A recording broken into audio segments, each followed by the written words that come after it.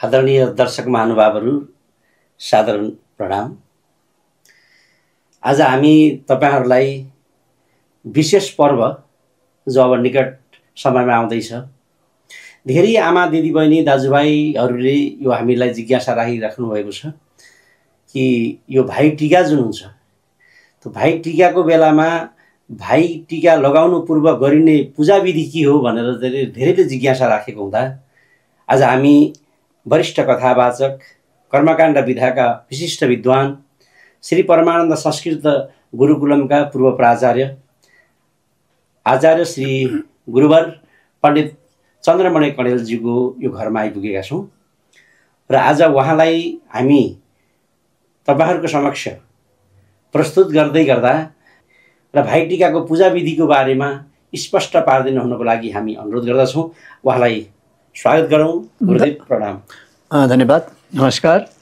आराम हुनुहुन्छ? ठिकै छु, आराम छु। ठिकै हुनुहुन्छ। अहिले हाम्रो धेरै आमा दिदी बहिनीहरूको एउटा जिज्ञासा छ, पूर्वकालदेखि नै चलिआएको हाम्रो जुन भाइ टीका छ, यमा पञ्चकभित्र अन्तिममा पर्ने 5औं दिनमा पर्ने जुन भाइ टीका, त्यो भाइ टीका लगाउने क्रममा धेरैको अन्योलता देखिन्छ। भाइ टीका लगाउनु पूर्व विभिन्न किसिमका पूजाहरू हुन्छन्, विधिहरू हुन्छन्, ती कसरी गर्ने भनेर धेरैका जिज्ञासाहरूलाई आज हजुर समक्ष लिएर आएको छु। कृपया अब यसलाई हजुरले स्पष्ट पारिदिनु हुनुको लागि म निवेदन गर्दछु। जुन भाइ टीकाको दिनमा हामीले गर्नुपर्ने कर्मको बारेमा म संक्षिप्ततया यहाँ प्रस्तुत गर्दैछु। बिहानको स्नान नित्य पूजा समाप्त गरिसकिएपछि पूजा स्थानमा या तुलसीको मठ या मन्दिर या विशेष पवित्र ठाउँमा विशेष प्रकारले गाईको गोबरले लिपिएको ठाउँमा रङ्गोली प्रस्तुत गर्नुपर्ने हुन्छ र रङ्गोली गरिसकेपछि त्यहाँ दीप कलशको स्थापना हुन्छ।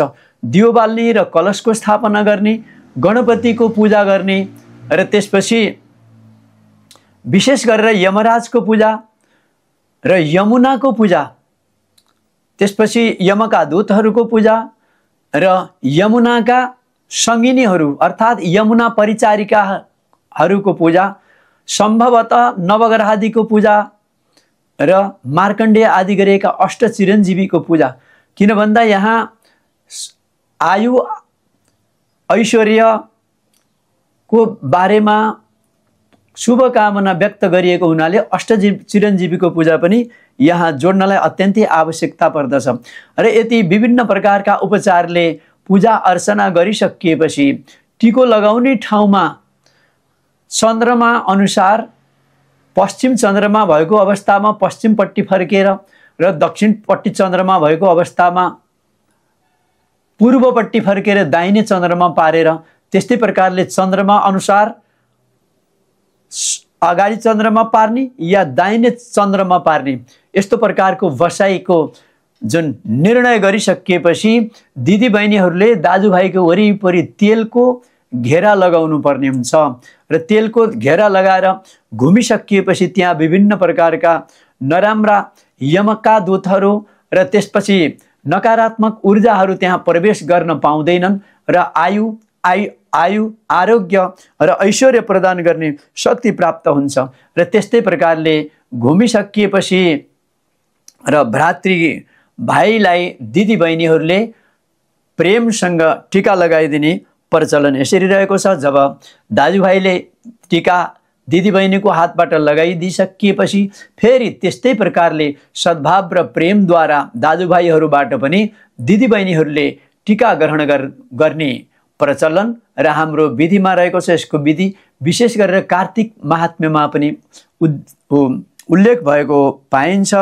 त्यस्तै प्रकारले टीका लगाइदिइसकिएपछि विभिन्न प्रकारका महत्त्वपूर्ण खानेकुराहरू जस्तै ओखरहरू भए, सेलरोटी भए, विभिन्न प्रकारका मिष्टान्नहरू भए, जति महत्त्वपूर्ण खानेकुराहरू छन् ती सम्पूर्णको प्रतीकात्मक रूपमा अर्पण गर्ने विधि र विशेष प्रकारको चल्ती चलन पनि यस्तो रहेको छ महानुभावहरू।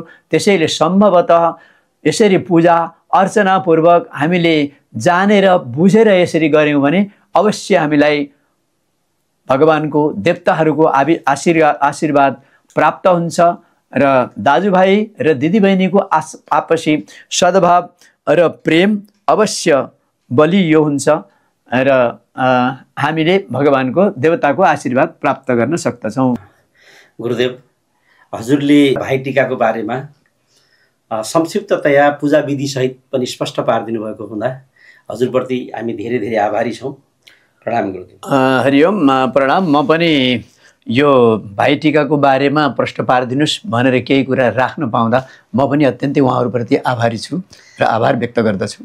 आदरणीय सम्पूर्ण दर्शक महानुभावहरू, यस्तै यस्तै भिडियोहरू विभिन्न पर्वहरूको बारेमा, विभिन्न पूजा पद्धतिको बारेमा, विभिन्न संस्कार संस्कृतिहरूको बारेमा हाम्रो यो निरन्तर हामीले अगाडि दिइरहनेछौँ तपाईँहरूलाई। र यस च्यानललाई सब्सक्राइब, सेयर र कमेन्ट गरिदिनु होला भन्ने विशेष आग्रहका साथ हामी अहिले बिदा चाहन्छौँ। हरिओम।